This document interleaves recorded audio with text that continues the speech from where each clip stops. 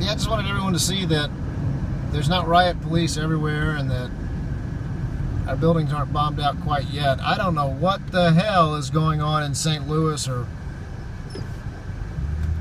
wherever that the riot stuff is happening. It's not funny. Oh my God. I'm baffled at what I'm seeing on the internet. It looks like a different country. And it looks like something I'm used to seeing out of Afghanistan or something on our news stations. And maybe what's happening in the news that we see about what goes on in the Middle East, maybe it's similar to this, in that the news only shows that aspect of it and doesn't really show normal life. Kind of like that time-lapse video in North Korea that circled the internet last week. That was awesome. It was a completely different perspective of North Korea as opposed to what the media's shown us before. You know, here there's no roadblocks, there's no fly zones right now. But whatever's happening in the middle of the country right now, that's odd. And you know, I'm sorry, I'm not going to go down the teabagger path where you're supposed to go and take over Washington and disband all our laws and order and restart the country again. But I have to wonder, all these folks that fight for your Second Amendment rights to carry weaponry, the rhetoric I hear when they talk about this is that we need our guns so that when the government gets out of control, gets out of hand, that we have the ability to take our government back. Well, you know what? The pictures and the imagery I'm seeing in wherever this place is, that you can't compete with that. You're outnumbered and you're outgunned. They have bulletproof vests and helmets and tear gas and weaponry that your little shotguns and rifles and pistols in your home, you know, one guy walks out with those guns and says, hey, I'm standing up for my constitutional rights and I'm going to protect my property, you're going to get mowed down.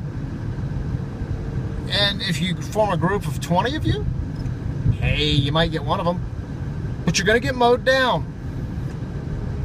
So, I don't like what I'm seeing. I think it sets an ugly, ugly precedent, and it does go back to September 11th, 2001. The definition of terrorism is to bring about a cultural or political change through fear. The terrorist won. I've said this before. In 2001, we made a choice to not continue to pursue the lifestyle that we had known prior to the World Trade Center attacks. Those towers had been attacked before, and we lived on.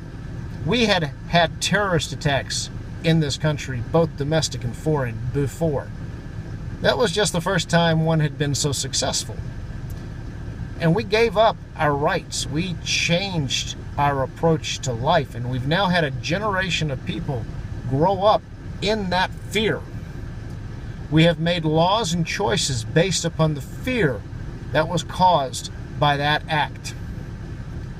And now I believe we are starting to see the repercussions of that in the policing, the militarization of our police forces, and in the policing of these protests. And it's horrible.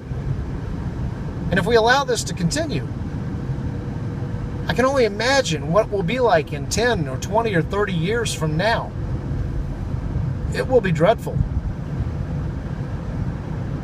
So whether you don't go stand up to them right now, don't walk up to those police with a gun, but there has to be a peaceful way to bring this back to some kind of common sense, to some sort of reasonableness. The law is supposed to serve and protect, not to frighten and intimidate. You've been listening to Doug. My drive home was peaceful. I'd like to see the rest of the country brought back to that same peace.